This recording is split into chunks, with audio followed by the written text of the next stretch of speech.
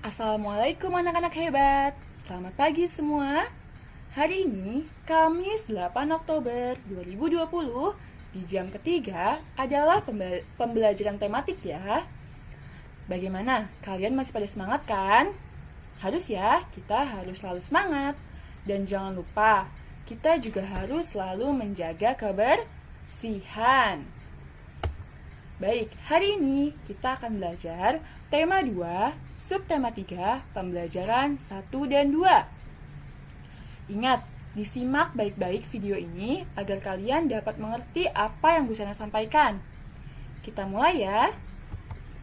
Nah, yang pertama, di sini ada cerita bermain di halaman sekolah. Nah, di sini juga ada gambar Benny dan teman-teman yang sedang bermain di halaman sekolah. Kita baca bersama-sama ya. Pada waktu istirahat tiba, siswa kelas 2 bermain di halaman sekolah. Ada yang bermain lompat tali dan sepak bola. Benny, Edo, dan Udin sedang bermain sepak bola. Benny sedang fokus menggiring bola. Edo dan Udin berusaha merebut bola dari Benny. Siti, Mei, dan teman lainnya bermain lompat tali. Mei mendapat giliran melompat. Siti memutar tali dari sebelah kanan dan teman lainnya memutar tali dari sebelah kiri. Nah, itu dia cerita dari bermain di halaman sekolah. Bisa kalian lihat ya gambarnya. Ini gambar Benny dan teman-teman yang sedang bermain di halaman sekolah. Selanjutnya, apakah kalian bisa membuat kalimat tanya berdasarkan gambar tersebut?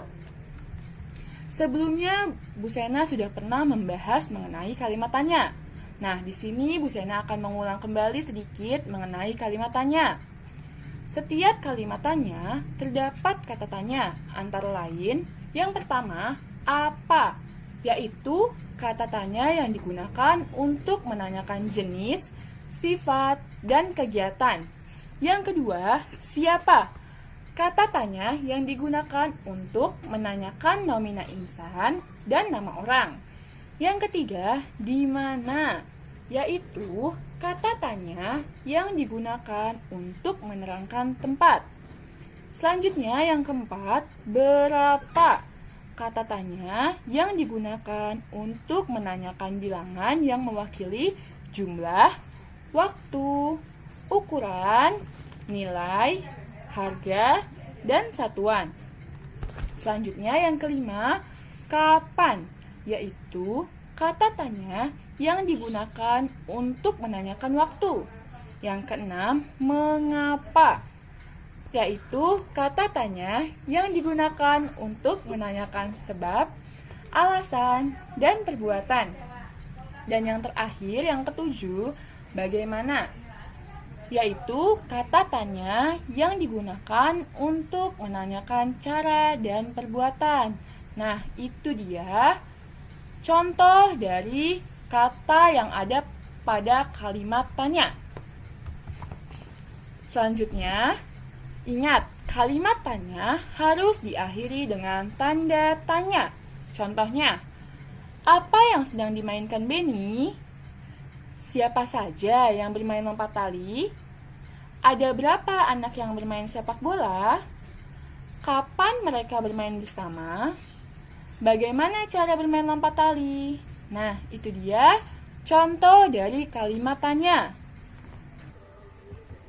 Selanjutnya, ayo berhitung. Nah, di sini ada soal cerita matematika sistem pembagian. Kita baca soalnya bersama-sama ya. Sepulang sekolah, Benny membeli 12 apel, lalu dibagikan kepada 3 temannya. Masing-masing akan menerima jumlah apel yang sama banyak. Berapa jumlah apel setiap anak yang diterima? Nah, jadi ini menghitungnya dengan sistem pembagian. Benny membeli 12 apel, kemudian dibagikan ke 3 temannya. Jadi, kira-kira satu anak mendapatkan berapa apel ya? Nah, mari kita hitung bersama-sama ya. Nah, sebelumnya Bu Sana mau ingatkan, jika kemarin kita belajar perkalian, menghitungnya menggunakan penjumlahan berulang. Tetapi, kalau pembagian, kita menghitungnya dengan cara pengurangan berulang. Seperti ini. 12 dibagi 3. Sama dengan caranya 12 dikurang 3, dikurang 3, dikurang 3, dikurang 3 sama dengan 0. Ada 4 kali pengurangan sampai habis. Jadi, jika menghitung pembagian ini diubah menjadi pengurangan berulang seperti ini. Kalian kurangkan hingga hasilnya menjadi 0. Jadi, hasilnya 12 dibagi 3 sama dengan 4. Hasil pembagian sama dengan banyaknya pengurangan sampai habis. Nah, kita buktikan ya. 3-nya ada berapa nih? Kita hitung. 1, 2, 3, 4. Nah, betul. Jadi hasilnya 4. Satu anak mendapatkan 4 apel. Selanjutnya, apakah kalian tahu tata tertib berpakaian di sekolah?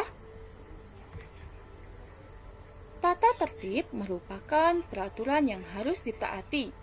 Di sekolah juga terdapat tata tertib.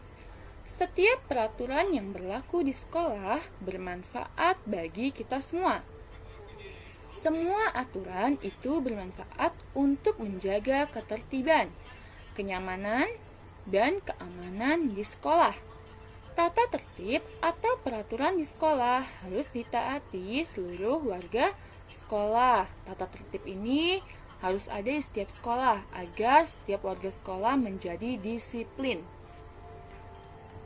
Selanjutnya, contoh tata tertib yang ada di sekolah. Yang pertama, memakai seragam sesuai jadwal dan rapi.